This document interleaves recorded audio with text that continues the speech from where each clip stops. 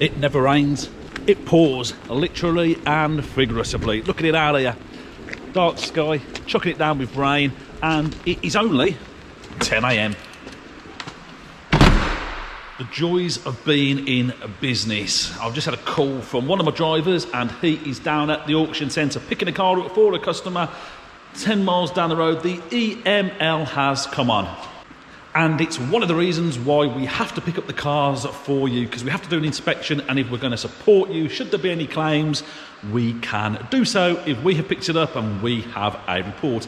There's no good you going as a private punter, picking up the car, getting an issue, and then trying to take it up, because that car is then sold on from us to you as a car auction, so you lose all your consumer rights. You've got no comeback. So it's important one of our drivers, one of our trade delivery companies picks up the car for you so we can help you out. I thought it'd be useful to sort of document a lot more a day in the life of flipping cars, but I thought it'd be good to document the ups and the downs of the business. Quite interesting probably for quite a lot of you, especially those looking to get into it, because there are challenges, there are tests. If it was dead easy, we'd all be doing it, wouldn't we? We'd all be doing the same sort of thing. So one of the guys is coming up. I've got my diagnostic kit. I'll get it on when he gets up here. And just to make it a tad bit harder, he's tried to organise his own delivery onwards. It's the same company that I use. So sometimes patience is a virtue, because now I've got to have a look at the car before they will come in to pick the car up. If I just sent it anyway, like that had happened anyway, then that person, so let's look at it this way. If he had picked it up from auction using his own firm, to him, any issues in between, that's his own call. All consumer rights gone. That car is yours. You're going to have to sort it out. Now, because I'm doing it, well, I'm doing half the job. It's coming to me, so I'm going to take a look at it first prior to passing it on to the delivery company. The same delivery company I use anyway, so it's sort of, it's just one of those crazy situations. Look, I'm here to help people out. I'm trying to make things work. We've had, like I've just said, it rains, it pours, figuratively and literally. We've had another positive COVID test within the business, so just to make it even worse for us, we've got headaches within the business. But look, we've sold a few cars, we've got quite a few delivered, and we're getting there with the rest of them. So these day-in-the-life flipping cars I thought might be quite useful for those of you who are interested in the flipping car business. So this is the Audi that's turned up, and as you can see, it hasn't got any plates on, so well, we will drive it on trade plates anyway, but it is a bit of a pain, because obviously now we've got to get the customer to get some plates for it, but we've got the V5. It is what it is. Let's have a look at what the fault code happens to be. The good news is the driver did say it drove absolutely fine, so it might just be that the battery's gone a bit flat, and we just need to reset the codes and then give it a test drive. Right, where's that? These ports always in. Difficult to reach places. There we go. Let's jump in.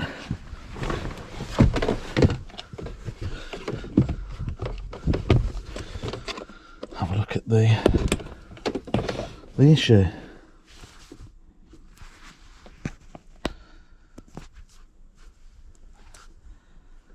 So scanner.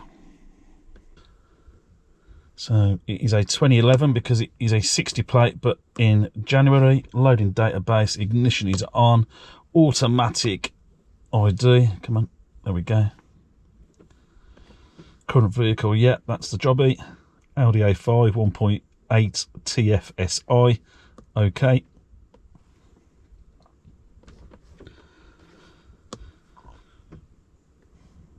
Come on, continue, code scan. And let's see what we get. Engine management codes of 3.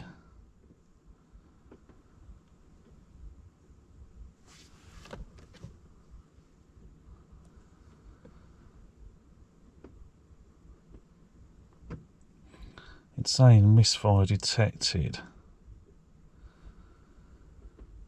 Let's have a look. It's driven absolutely fine. It looks like it's an electrical fault in circuit. So I'll be surprised if there is an actual issue.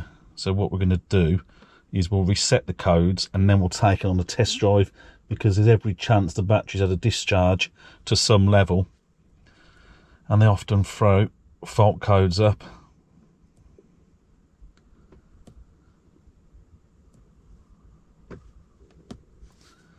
Let's have a look.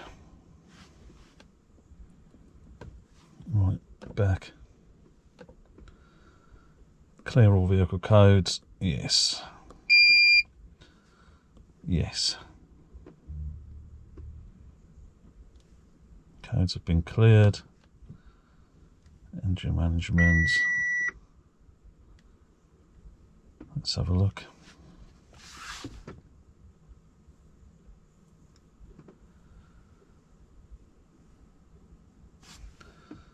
Okay.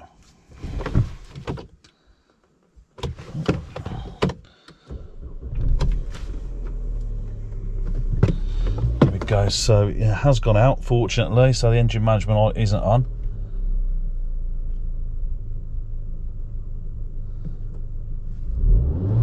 Right, let's take this out for a quick spin and see if that comes back on.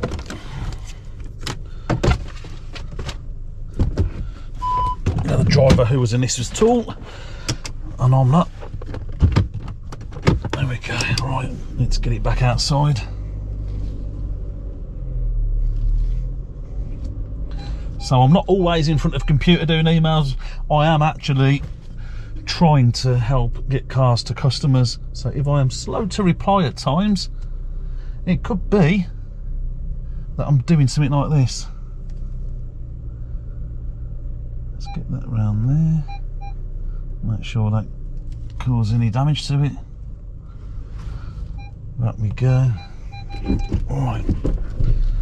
Let's get moved over a bit. There we go.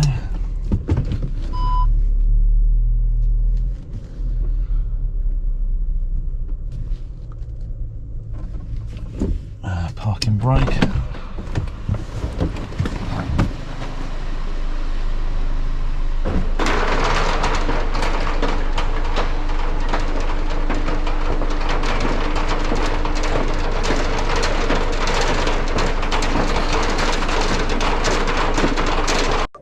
So I've just been out on a test drive and there was no issues whatsoever. Drove really well actually, just like the driver had said.